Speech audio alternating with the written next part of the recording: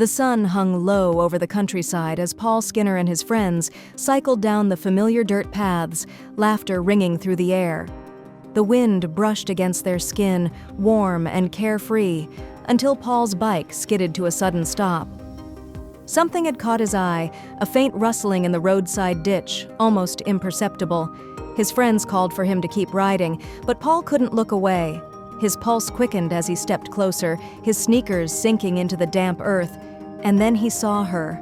A cocker spaniel, her golden fur matted with dirt, lay curled around a small bundle wrapped in cellophane.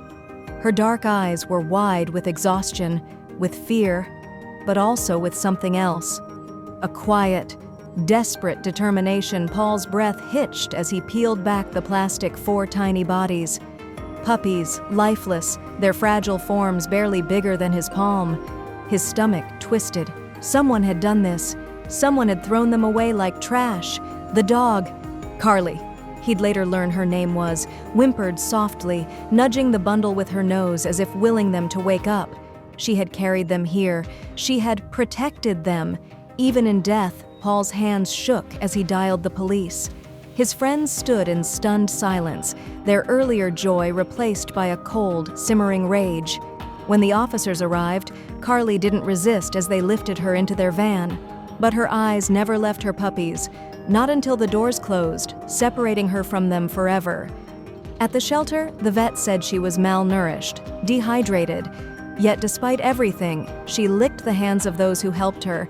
As if thanking them, Paul visited her every day.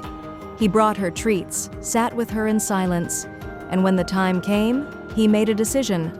"I'll take her," he said. Carly hesitated at his doorstep that first night, glancing back at the car as if expecting another betrayal. But Paul knelt, holding out his hand. "You're safe now," he whispered months later. Carly slept curled at the foot of his bed, her breathing steady, her nightmares fading. And on his desk, a petition to strengthen animal cruelty laws gathered signatures. Paul would never forget those 4 tiny lives, and neither would the world, not if he could help it, because some souls, no matter how small, deserve to be remembered. If you liked the video, put like and subscribe to the channel, where you will find a lot of interesting things.